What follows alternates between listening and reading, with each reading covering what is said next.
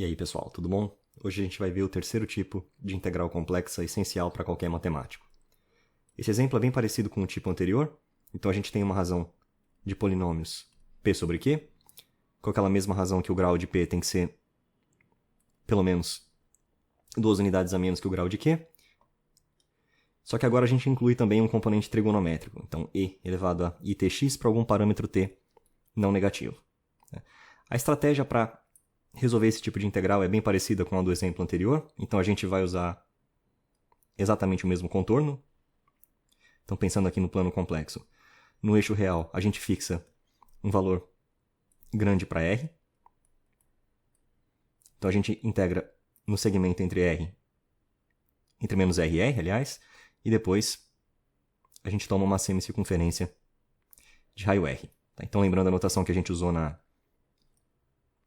aula anterior, essa região toda a gente vai chamar de dr. Esse arco aqui de cima, que envolve só a semicircunferência, a gente chamou de gama r.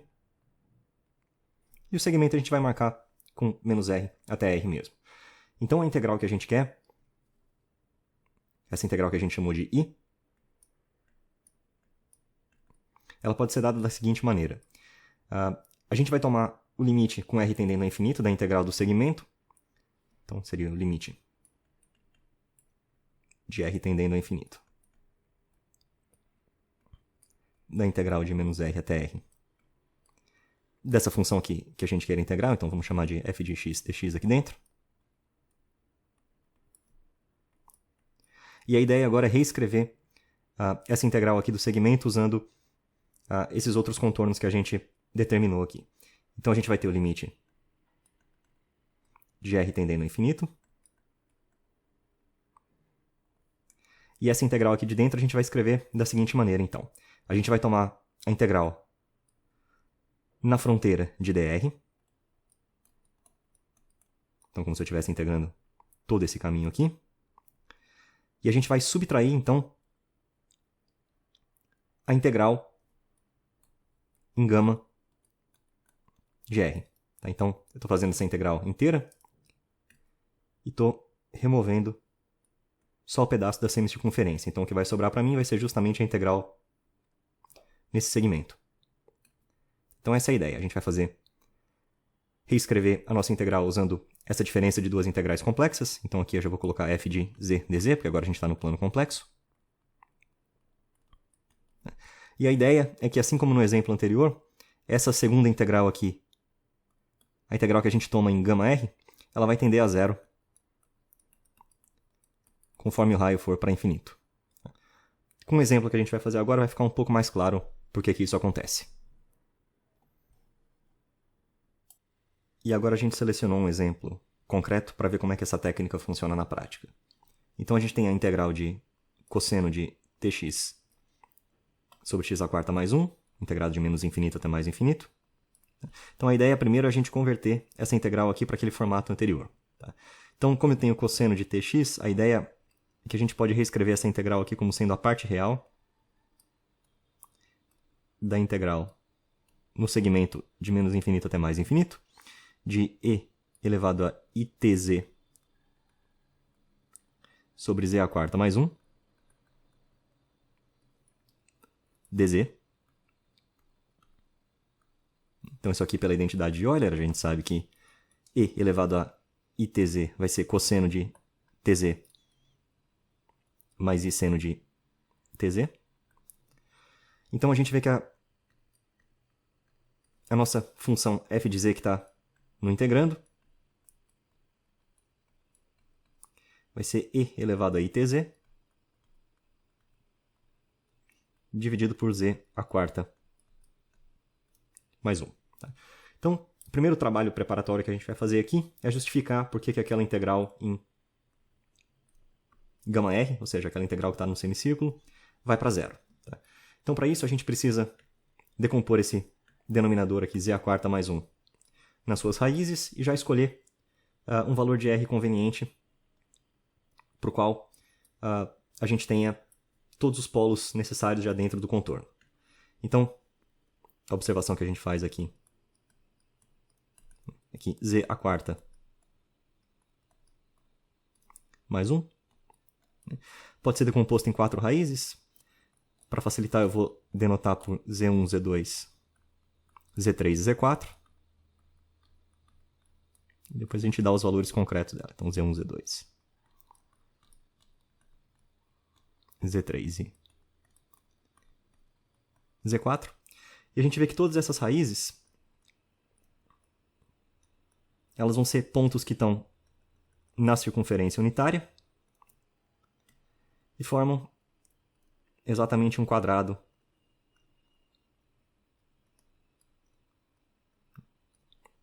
com coordenadas. Então, aqui no primeiro a gente vai ter a linha de 45 graus, que divide a semicircunferência no primeiro quadrante. Então, 1 mais i sobre raiz de 2. Esse aqui vai ser o nosso Z1. Aqui no segundo eu vou ter 1, aliás, menos 1 mais i sobre raiz de 2. Esse vai ser o Z2. Aqui no terceiro quadrante a gente tem menos 1 menos i sobre raiz de 2. Esse vai ser o nosso Z3. E por último a gente tem 1 menos i. Então, 1 positivo menos i sobre raiz de 2. Esse vai ser o nosso Z4. Tá? Então, como todos esses números complexos aqui, que são as raízes do denominador, tem módulo exatamente igual a 1, se a gente quiser fazer esse contorno já englobando todos os polos possíveis, a gente vai tomar, então, um raio que seja, a princípio, maior do que 1. A gente pode fazer isso para qualquer número, porque depois o raio vai tender a infinito. Então, se eu tomar um raio maior do que 1, a minha região dr já vai englobar todos os polos que precisam. E aí, da ilustração, a gente vê que os polos que a gente precisa são Z1 e Z2. E agora a gente vai provar por que a integral na semicircunferência γr vai para zero quando r tende a infinito.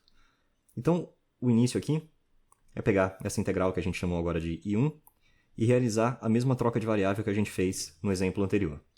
Então, a gente começa dizendo que z vai ser igual a r vezes e θ, e, portanto, então, dz vai ser i vezes r vezes e elevado a iθ dθ.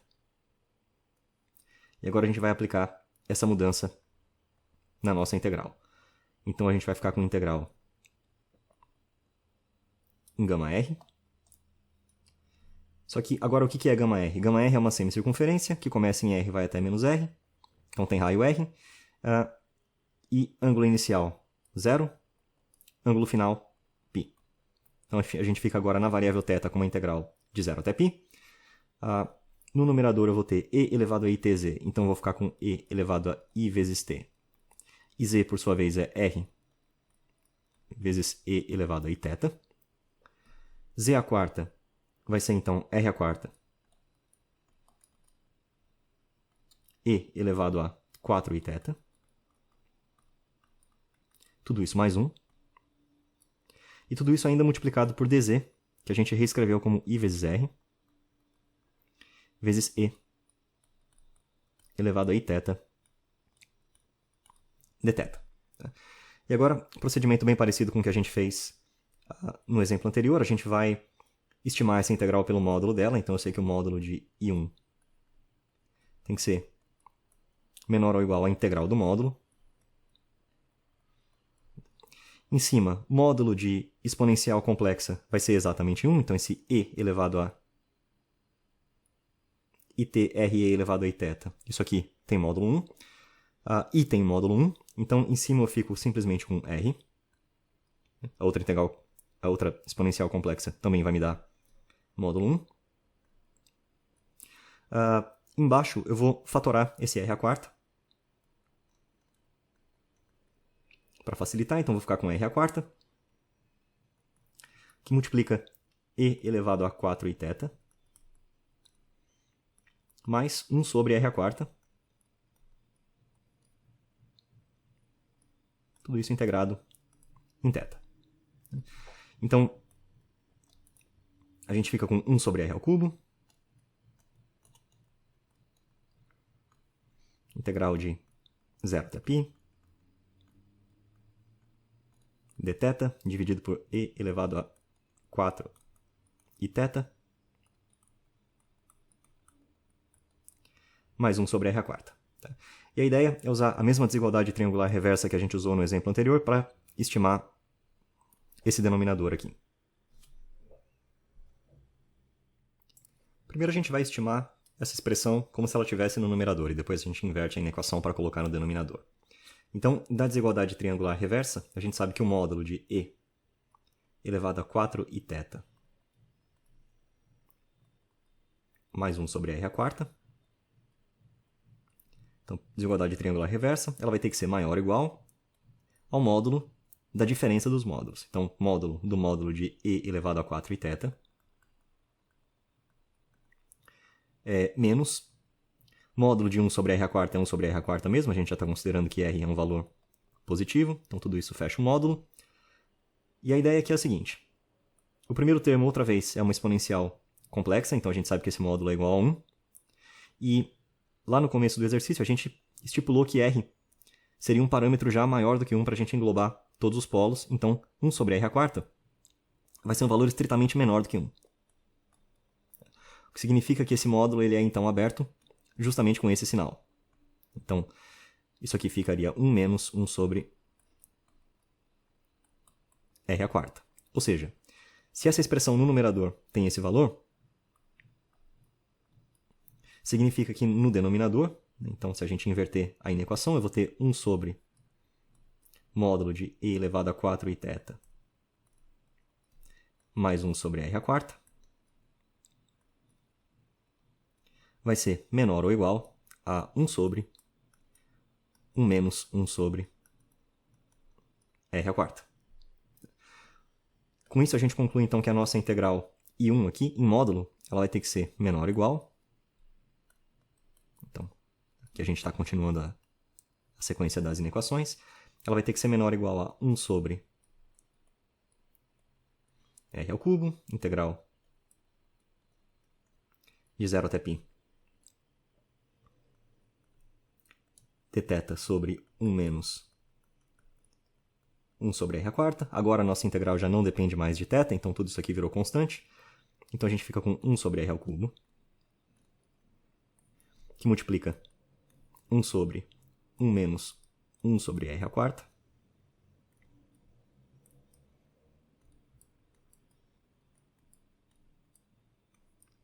E a integral agora de 0 até π dθ vai dar simplesmente π.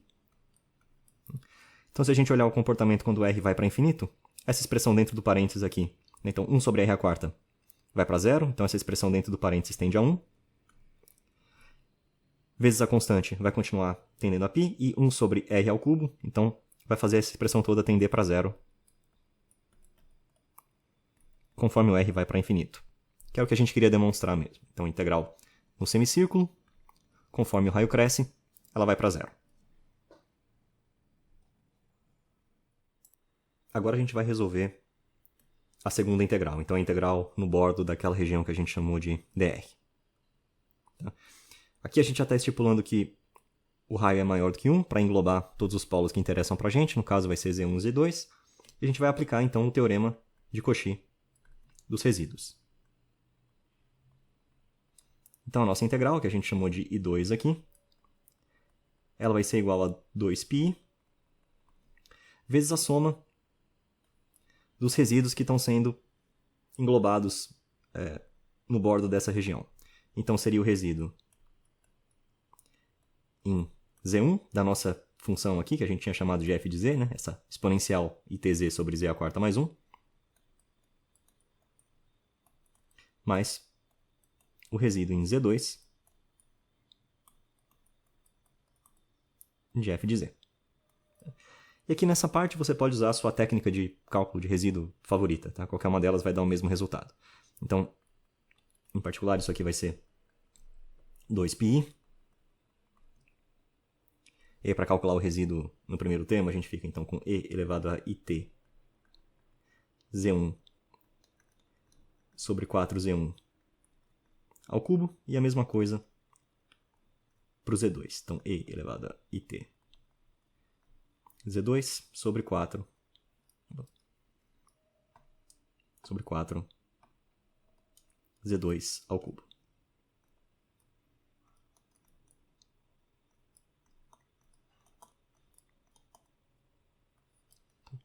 Então vamos só fazer umas considerações aqui para entender o que são essas expressões.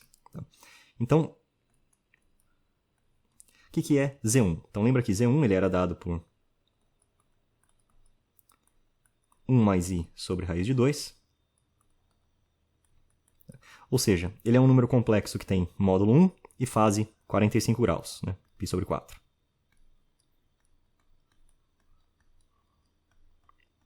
Então, se eu elevar esse número ao cubo, então Z1 ao cubo, vai ser um número complexo que tem módulo igual a 1 ao cubo e fase 3π sobre 4.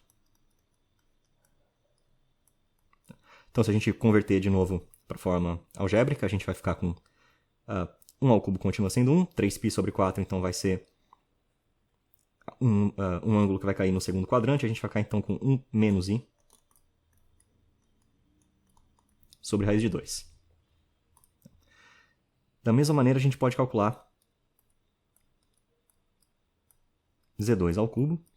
Z2, por sua vez, já é um número que tem módulo 1 e fase 3π sobre 4. Então, fazendo o mesmo processo, elevando o módulo ao cubo, multiplicando a fase por 3, a gente vai ver que Z2 ao cubo vai dar para a gente 1 positivo agora, mais i,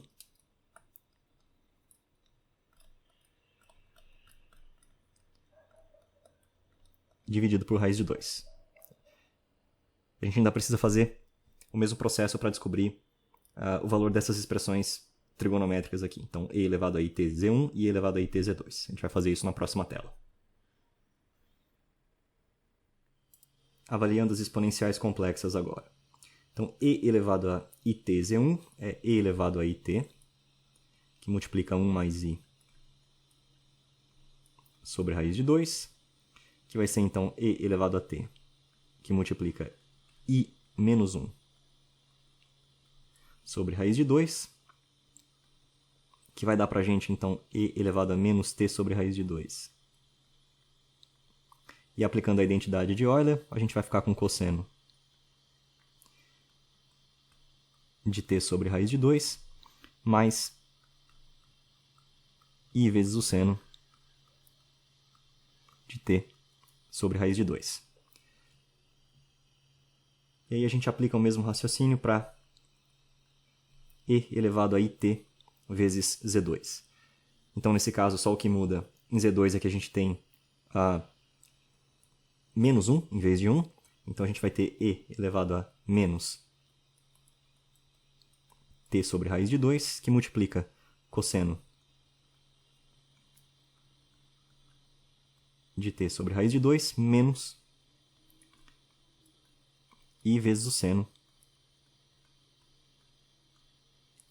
de t sobre raiz de 2. Então, esses eram os cálculos preliminares que a gente precisava fazer. Então, a gente volta para a nossa integral I2. Então, lembrando que a integral I2 ela era o quê? Ela era 2πi vezes a soma dos resíduos nos nossos pontos de interesse. Então, resíduo de f no ponto Z1, resíduo de f no ponto Z2. E aí, coletando aqui o resultado dos nossos cálculos, o que a gente vai ter? A gente vai ter, então, 2πi, que multiplica e elevado a menos t sobre raiz de 2, vezes cosseno de t sobre raiz de 2, mais i vezes o seno de t sobre raiz de 2,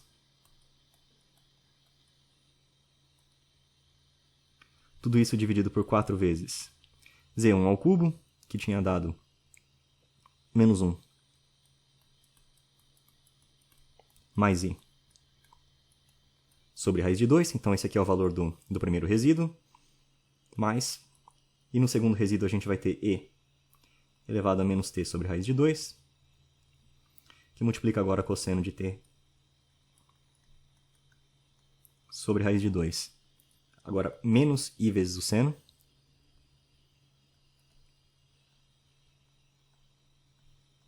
de t sobre raiz de 2. Tudo isso para ser ainda dividido por 4 vezes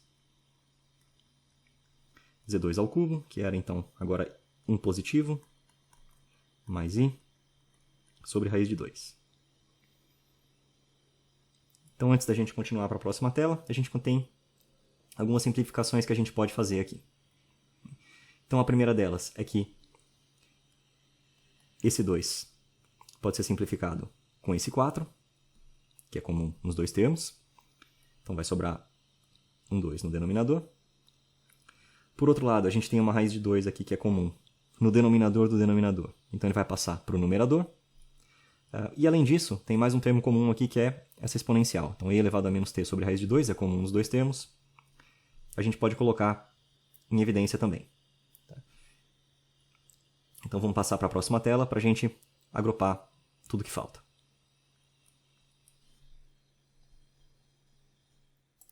Então, vamos lá. Daqui para frente é só trabalho braçal e manter a cabeça fria. Então, a gente separou aqueles termos que na tela anterior a gente tinha dito que eram comuns, né? Então, raiz de 2 sobre 2 virou um novo fator constante. A exponencial de menos t sobre raiz de 2 apareceu aqui também, porque era comum aos dois termos. E a gente ficou com essa expressão dentro dos parênteses. Então, vamos de novo só copiar a parte comum aqui. Π raiz de 2 sobre 2 e elevado a menos t sobre raiz de 2. E agora, dentro dos parênteses, a gente vai fatorar os termos que têm cosseno e seno. Então, a gente vai ficar com cosseno de t sobre raiz de 2, que vai multiplicar 1 sobre menos 1 mais i, mais 1 sobre 1 mais i. Então, esses são os termos do cosseno. E a gente ainda vai ficar com i vezes o seno de t sobre raiz de 2. E aqui a gente vai ter a diferença desses mesmos coeficientes. Então, 1 sobre menos 1 mais i, agora menos 1 sobre 1 mais i. Vamos avaliar então quanto que dá essa conta.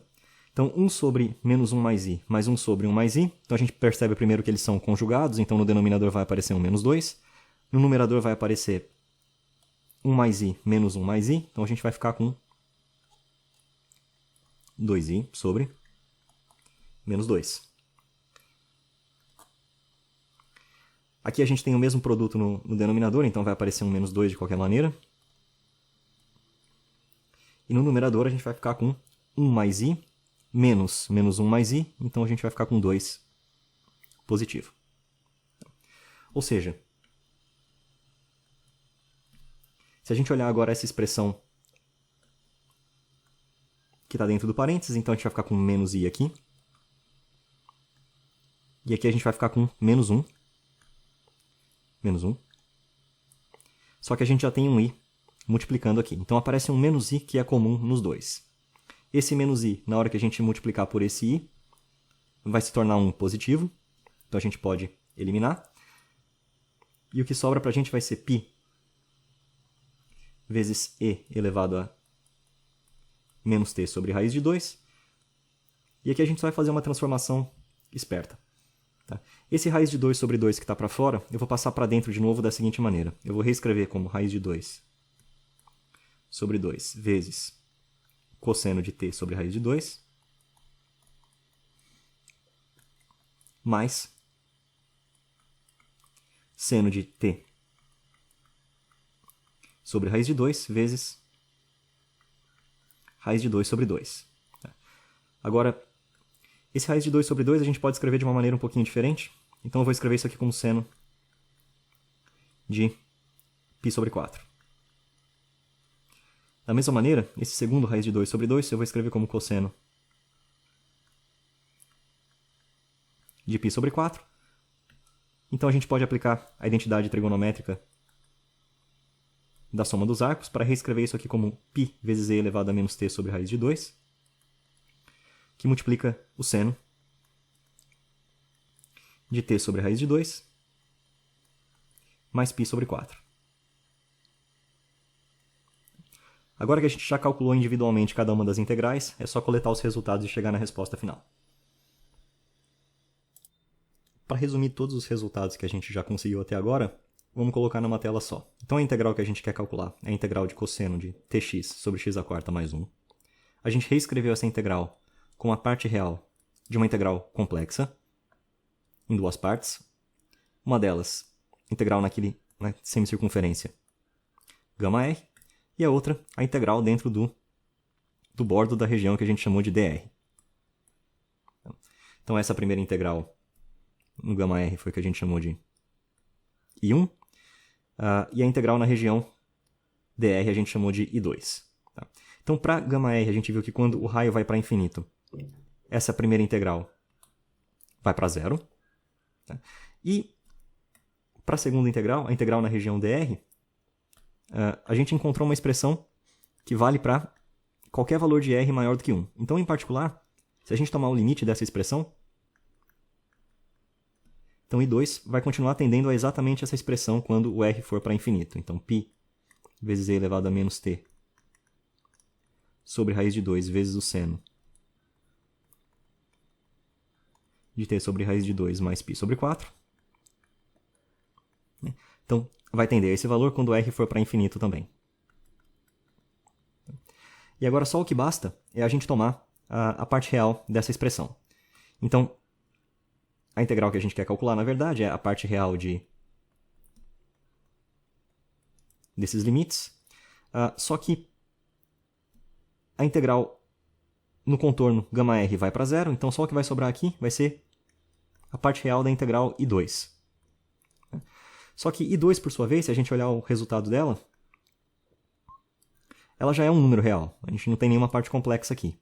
Então, o valor da integral I, em particular, vai coincidir com a integral I2. Tá? Então, a conclusão que a gente tira é que essa integral de menos infinito até mais infinito, cosseno de tx sobre x² mais 1 dx, ela vai ser igual a π vezes e elevado a menos t sobre raiz de 2 vezes o seno de t sobre raiz de 2 mais π sobre 4, tá? Que era o que a gente queria calcular. E com isso a gente fecha o exemplo.